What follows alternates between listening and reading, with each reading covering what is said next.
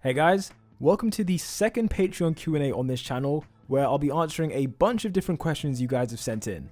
The next Q&A will be happening later this month, so if you want me to answer your question in a video, then just head on over to Patreon and submit it there.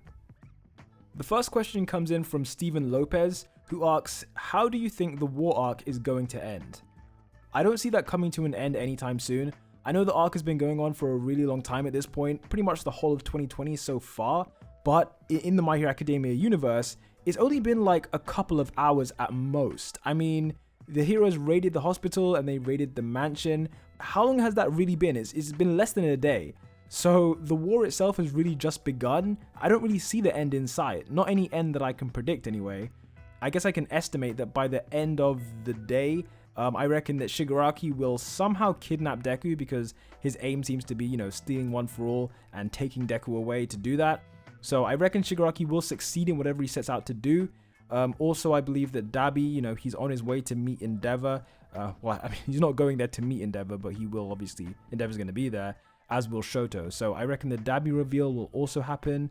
And ultimately, I think this day will end with the villains going to Tartarus prison and breaking All for One out. And obviously, along the way, Gigantomachia will be destroying pretty much everything he can get his hands on. But yeah, regarding the whole war itself, I can't tell you how that's going to end because it's really only just begun. Next question comes in from Kronos GW, and he says, what do you think happened at the forest? Did the sleeping agent fail, or is it just taking time to set in? How did Giganto get away, and where is the rest of the league? Are the students in the forest okay? So there's two possibilities on what happened in the forest, and it all depends on how safe Harikoshi is playing things. My brain is telling me that the most likely option is that the sleeping agent just hasn't kicked in yet, and the more Makia moves around, the sooner it will kick in. So maybe he gets to the battlefield where Shigaraki is, and then Gigantomachia collapses. Maybe something like that could happen. Because I think Momo did in fact say that Makia has to move around a bit for the sleeping agent to work.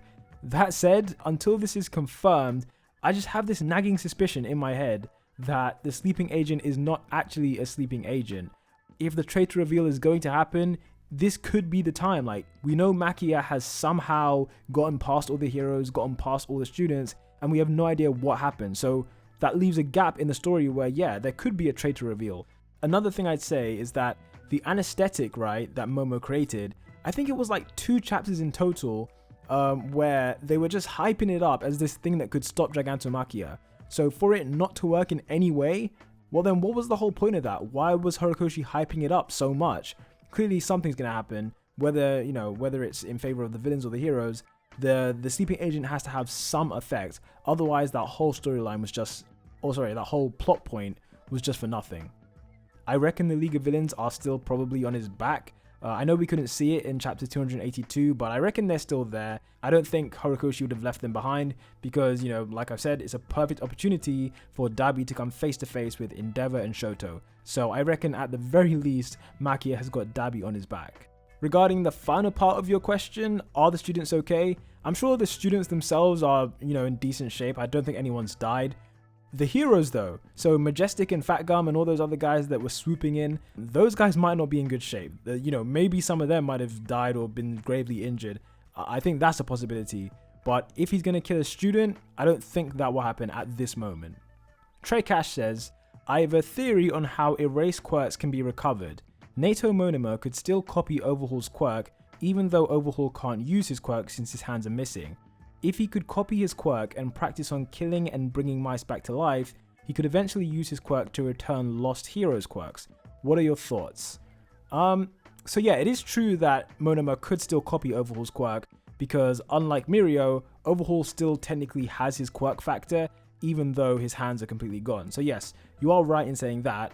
However, there are a couple of problems with what you said. I think the first thing is that a quirk is literally part of someone's DNA, like it's ingrained into them just the same as anything else. And yes, I know Overhaul can manipulate matter, but in order to rearrange someone so that their DNA is different fundamentally, like I think you need to have a very, very detailed knowledge of that person and how their genetic makeup, what it looks like. If we compare it to Momo, for example, she can't create something that she doesn't know how it works, right? She can't make a rocket ship because she doesn't know how to make a rocket ship. I think in the same way, if Monoma copied Overhaul's quirk, he couldn't start giving people their powers back because he doesn't know what their DNA looked like when they had powers. So I don't think that works. But it's a nice idea though. It's a nice theory, but I just don't think that could ever happen. The next question comes from Dark Ghost, who says, which two characters in My Hero Academia, whether they be alive, dead, or in their prime, would you like to see fight? Yeah, this is an awesome question. The obvious one is current Shigaraki versus prime All Might, because current Shigaraki is a beast. He's got not only all the quirks of All For One, but he's also got basically All Might levels of strength, not to mention super decay, which cannot be underestimated. So that versus All Might in his prime, well, that would be a really interesting thing, because when Bakugo was a kid, he said, you know, no matter what situation All Might is in, he's always a winner. So I want to know how All Might would beat Shigaraki in his current form. He can't touch Shigaraki like he would normally touch a villain, because then he gets decayed most likely. So what does he do? What's his strategy? Detroit smash him into space? You know, just Detroit smash him into the moon? Maybe something like from One Punch Man or something like that. But no, I think that would be the most interesting fight that we could see. Steven Lopez says, when do you think Midoriya is going to get his float quirk? And this is followed by Kronos GW, who says, when does Deku learn float? Will Deku speak to Nana Shimura before he is able to use it? Similar to how Deku got advice from All Funk before using Black Whip. Further down the line, best guess as to previous holders or the next quirk that will be unlocked. So yeah, he will definitely speak to Nana because he's already spoken to 2 previous users at this point. So it's only logical that when he unlocks new quirks, he speaks to the same users in the way that he did to the guy, the Black Whip guy. And then eventually, once he's met all the different users, you know, they can meet up inside One For All, have a bit of a get together, a little round table or something like that. But no, yeah, he's definitely going to speak to her. And in terms of when float will be coming, he only activated Black Whip in a situation where he wanted to capture someone. It was during the joint training arc. He wanted to capture Monoma, so Black Whip took it upon itself to activate. In that same way, when he's trying to avoid the decay, then potentially, you know, float might get activated then. It's unlikely Shigaraki will try and decay Deku because he wants to steal Deku's quirk, but you know, he might try and decay someone else, and you know, Bakugo perhaps, and Bakugo tries to intervene and then float activates. So I do think we will be seeing float, definitely in the war arc, though if it will happen on this day, you know, the day that I keep referring to where everything's going down, is possible. It's definitely possible. Kronos then goes on to say, what did All Might want to talk to Stain about? I think the thing that All Might really wanted to get from Stain was understanding why Stain considered him to be a true hero. Because we all know Stain had a very confused view of who and who wasn't a true hero.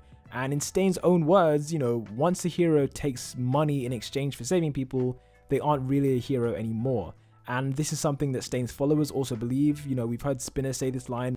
So whilst All Might is indeed, you know, we know he's a true hero, but you can't deny he's taken money just like everyone else. He's been on the chat shows, he's got all the merchandise, and for everyone who's read Vigilantes, you'll know All Might has a massive building that is his hero agency, you know, big corporate building. Like, All Might was not poor, guys. He was making money just like everyone else, probably way more than everyone else. So, you know, by Stain's own logic, All Might himself should not have been considered a true hero, but he was. So potentially All Might wants to discover why that is. All Might may have saved Stain when he was a kid. You know, we don't know Stain's full backstory. We know a little bit about it because of Vigilantes, but we don't know the full backstory.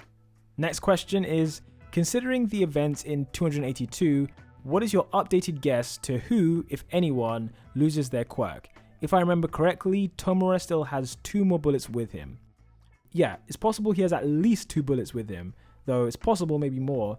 And I also don't think that Shigaraki's going to waste quirk destroying bullets on people who are irrelevant. So he's not going to throw one at Manual, he's not going to throw one at Rocklock, he's definitely not going to throw them at people like that because it's just a waste. You know, he could kill these people in an instant if he wanted to. So yeah, he's not going to be wasting them. I doubt it will also hit Bakugo. He is so unbelievably popular that to make Bakugo quirkless would actually cause an outrage. I reckon many people would stop reading the series. To me, Endeavor is the biggest possibility of everyone who's currently there. Shigaraki doesn't like Endeavor. You know, these two are having a fight. Endeavor gave him the Vanishing Fist, which let's just say it put Shigaraki in a really bad position, really bad state.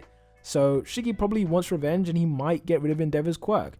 And also with Dabi coming to the battlefield, when Dabi arrives, if Endeavor's bleeding and quirkless, I mean, I'm sure Dabi would love that.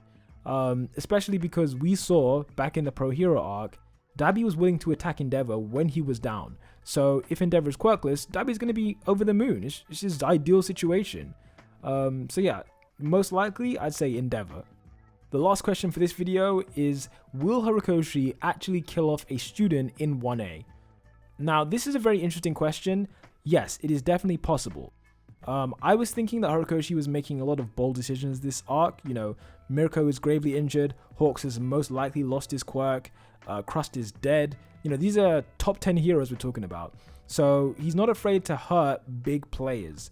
And it's also the natural consequence of war, because in any war, young people die, whether they want to or not. You know, innocent people, young people who enlist, they die. It's just a fact. So yeah, some of the Class A students by the end of this whole thing will not be with us anymore. But that's just the nature of the beast. You know, when you're coming up against evil itself, people are gonna die. But yeah, guys, that was everything from me for this second Q&A. Thank you guys on Patreon for your support. And the next Q&A, like I said, it will be happening later this month in September. So do be sure to submit on Patreon if you want behind the scenes content and also your questions answered in these type of videos. My spoiler review for chapter 283 should be coming out tomorrow. So until then, peace out.